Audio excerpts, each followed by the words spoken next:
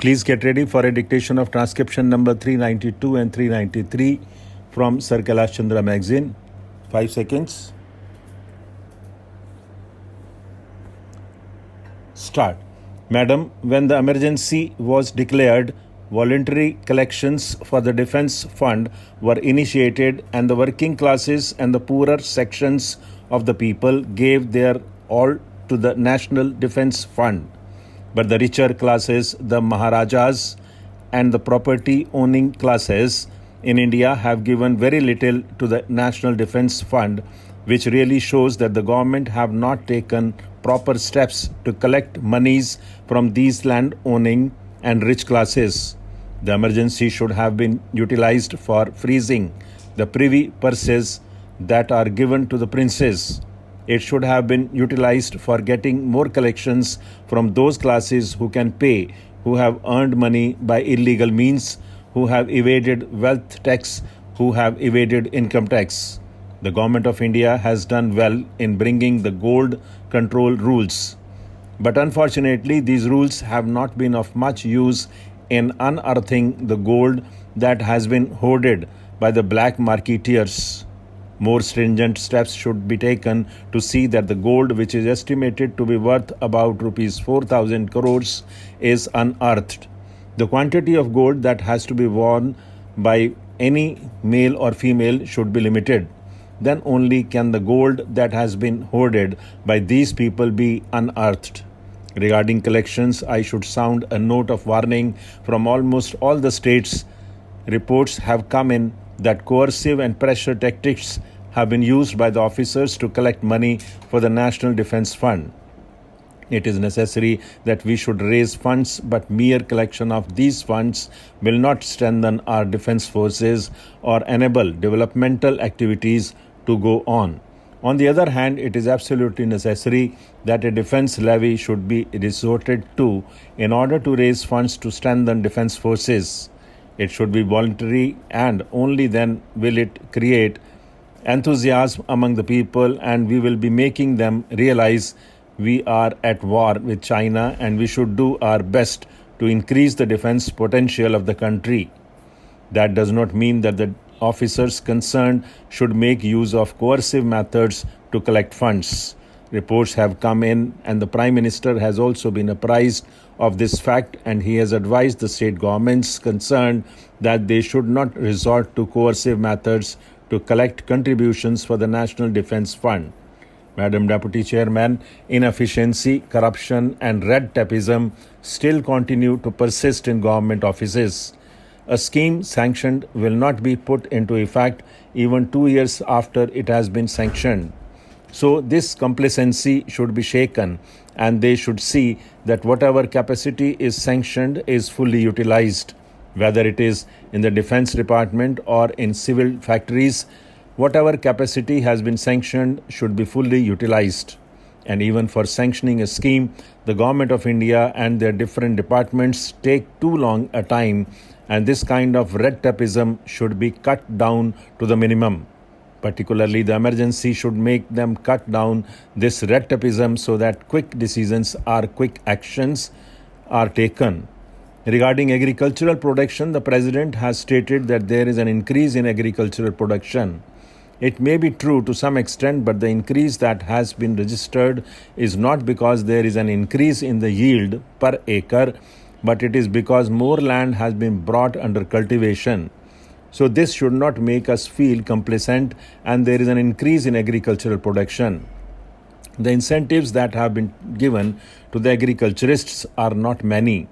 Floor prices that should have been fixed for agricultural commodities have not been fixed, and there is no such incentive to the agriculturists. On the other hand, you will see the prices of consumer goods, particularly industrial goods, going up, whereas the prices of agricultural commodities, for example, rice, pulses and cereals, are coming down.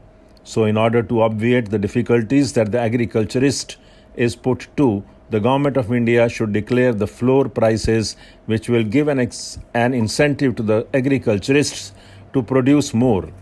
And the other thing that the Government of India has not done successfully is this. They have not implemented the land reforms legislation that is now being enacted in most of the states. It requires an amendment of the constitution, and therefore I urge upon the Government of India to bring forward in this parliament before the present session ends such a measure in order that land reforms are given effect to. A quarrel is now going on between different states with regard to the sharing of waters and with regard to power projects. This should be decided in the interests of the nation as a whole, and there should be properly constituted commissions to advise on how water resources should be utilized by different states and how best the power projects should be started. There is the categorical lashing out at the government of Orissa by Mr. T.T. Krishnamachari. Madam, it is not yet 1 full year since our railway minister assumed charge of his office, but even during this short period, he has not only been able to keep up the tempo of improvement initiated by his two illustrious predecessors, but he has added considerably to their splendid record. A large volume of literature is normally circulated to members of parliament along with the budget every year. The Railway Ministry appears to have taken considerable pains this time to bring each and every aspect of railway administration prominently to light. This has necessitated the preparation and distribution of more papers this year. A thorough study of these papers brings to our mind a clear picture of the position of our railways as it was in the past, as it is in the present, and as it is proposed to be developed in the years to come. The most redeeming feature of the budget for the next year is that it contains no proposal for the enhancement of passenger fares, even though additional resources to the tune of rupees 50 crores have been sought to be raised next year. The last increase in the passenger fares took effect from July 1962. The program of planned development of the country, including the program of expansion and development of the railways, needed huge resources. Added to this, the emergency due to the Chinese incursion came before the year was out.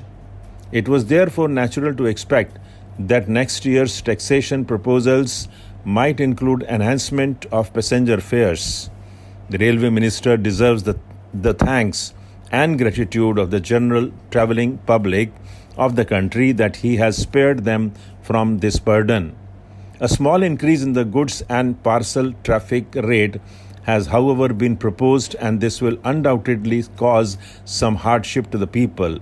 The Railway Minister has, however, elaborately explained in his budget speech that the effect of this increase will not fall heavily on the railway users.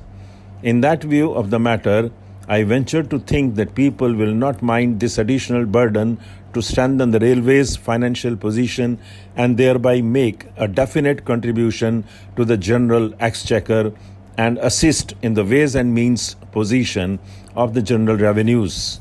The exemption from the proposed levy of a surcharge on parcel traffic granted to vegetables, milk and newspapers will be welcomed.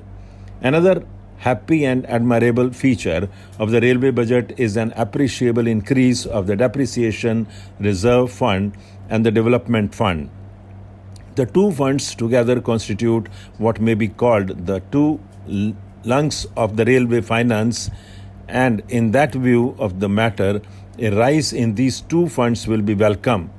Increase of the annual dividend payable to the general revenues on the railway's capital at charge is a step in the right direction.